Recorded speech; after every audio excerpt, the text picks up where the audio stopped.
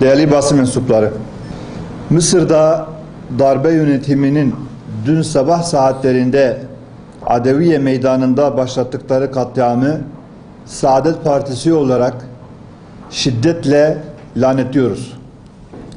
Bu merfu saldırıdan dolayı şehit olmuş olan Mısırlı kardeşlerimize de Allah'tan rahmet, yaralı olan kardeşlerimize de acil şifalar diliyoruz. Ve inanıyoruz ki cuntacılar şehit ettikleri Müslümanların kanında mutlaka bir gün boğulacaklardır. Bunlar Orta Çağ'da derebeyler kendine hizmet edecek köle şefler tayin ederdi.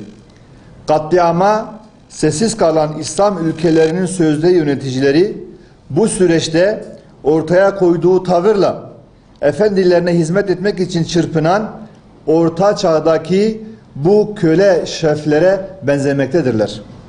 Başta ABD olmak üzere bazı ülkeler tarafından verilen her türlü maddi ve siyasi destek bu katliamı körüklemekte ve bunlar dikkate alınarak derhal durdurulmasını talep ediyoruz.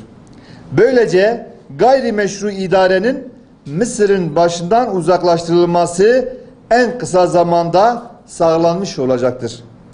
Mısır'daki gayrimeşru darbeci yönetim iş başında kaldığı sürece insan hakları ve hukuka bağlı olan ülkeler Mısır'la olan bütün diplomatik ilişkilerini askıya almalıdır.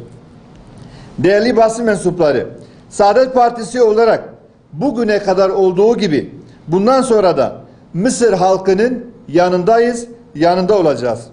Bu vesileyle bütün halkımızın zulme karşı, adaletsizliğe karşı, insanlığa karşı yapılmakta olan bu darbeye karşı bu mitinge destek vermeye davet ediyoruz.